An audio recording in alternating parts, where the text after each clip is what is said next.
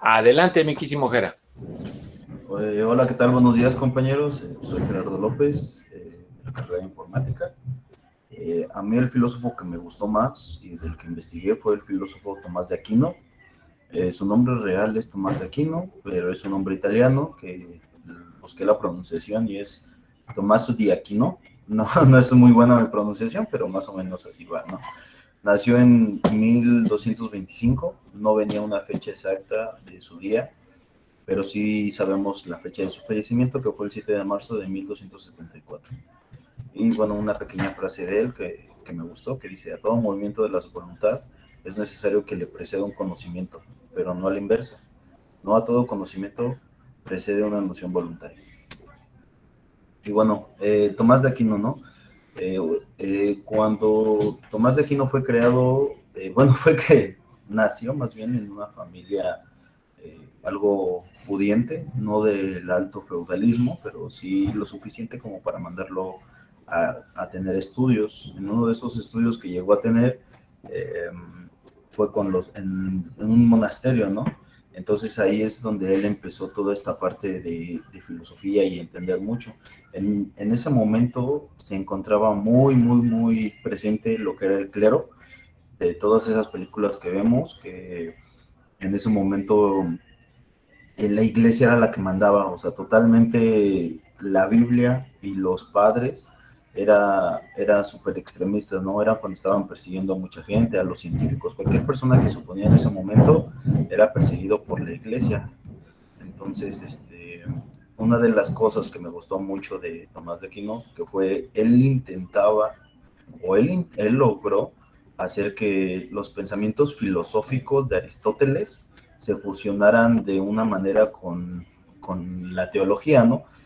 Se le atribuye que fue como uno de los pioneros de la teología, que fue el que abrió todo este campo filosófico de teología, pero obviamente hay otros expositores, ¿no? Pero sí se le atribuyó mucho porque el clero mismo le dio un grado de doctor, cuando pues obviamente él estaba fusionando filosofía con bases bíblicas que en ese momento pues no se llevaban, ¿no? Este, Su filosofía parte obviamente de los planteamientos aristotélicos acerca de la forma de la materia y les otorga una interpretación religiosa, que es lo que les comentaba, ¿no?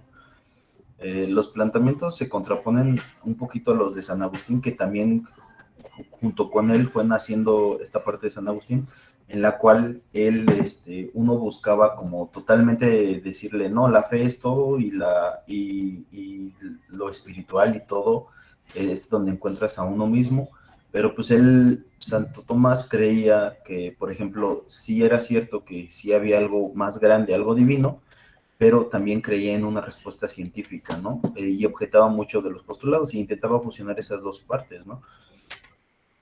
Mm, esta postura que tuvo es una de las obras pues, más grandes que tuvo, logrando especialmente que se lograra fusionar tanto como la filosofía con la ciencia, incluso que no lo en ese momento, que es lo que les decía, que iban siendo casados, los científicos, incluso Copérnico, que fue uno de los que más intentaron, que postulaba acerca de la cosmología, se defendía, o sea, decían que sus filosofías eran teorías, ¿no? Y así se defendían de la iglesia, y Santo Tomás no, realmente él decía que de cierta manera el espíritu eh, conllevaba a que sí fuera algo más grande, pero de cierta manera éramos seres científicos y éramos seres de materia, que era justamente lo que decía Aristóteles, ¿no?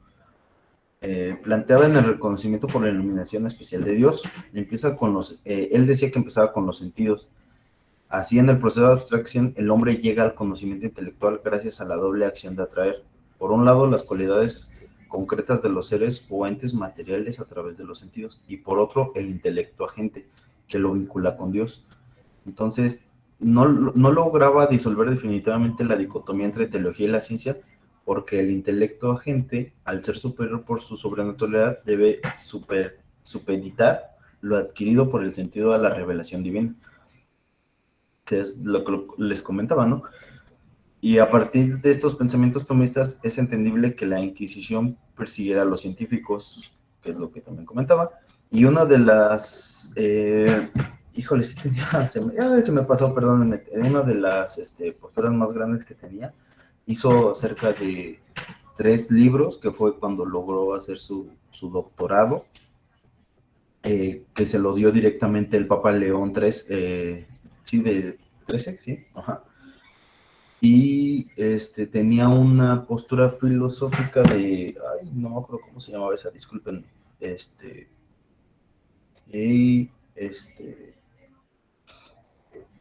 bueno, y eso fue una de las cosas que más me gustó de él, que lo que me llamó la atención es de que él no era como un rebelde. La verdad, él no lo quiso hacer como rebeldía, o de así como de voy a desafiar al clero o al feudalismo, sino más bien él viniendo de una familia católica y haciendo todos estos conocimientos, él intentó integrar las dos y sí lo logró, porque obviamente pues hoy en día incluso se imparte esta materia de teología, y se me hace algo bastante padre, porque no solo por la rebeldía, sino realmente sus estudios y sus bases los llevó a juntar estas dos ramas de la filosofía, ¿no? Y que decía que principalmente que no pueden, o sea, que no estén peleadas, ¿no? O sea, puede ser un filósofo y creer en toda esta parte del uno mismo y del para qué y del libre albedrío, pero incluso pues puede tener esta divinidad, ¿no? O sea, no siempre estar peleado la ciencia con Dios o con lo divino, ¿no? Y eso fue una de las cosas principales que me gustó de Santo Tomás Aquino. Y ya, hasta aquí mi exposición, compañeros. Correcto. Muy bien. Sí, y algo que dices es bien cierto. O sea, hoy más que nunca vuelve o se vuelve a manifestar esta posibilidad de que la ciencia y la espiritualidad empiezan otra vez a platicar, ¿no? Porque hay muchas cosas que a nivel método científico o de la parte exacta, etcétera, pues muchas veces no se entiende. Hoy día psicólogos, médicos entienden que el pensamiento, el razonamiento, el sentimiento también pueden afectar al ser humano, logrando una enfermedad, un mal, un congénito, etcétera, ¿no? Que es algo que la ciencia dice, hay cosas que yo ya no puedo explicar desde la parte exacta, y también empieza a voltear a ver la cuestión espiritual, la cuestión mental, la cuestión de pensamiento y de las emociones, ¿no? Y bueno, ok. Muy bien, miquísimo. Pues igual un gran aplauso para esta exposición que Gracias, nos profe. hace pensar desde temprano, ¿no? Así es que, pues, muchas felicidades. Gracias, profesor.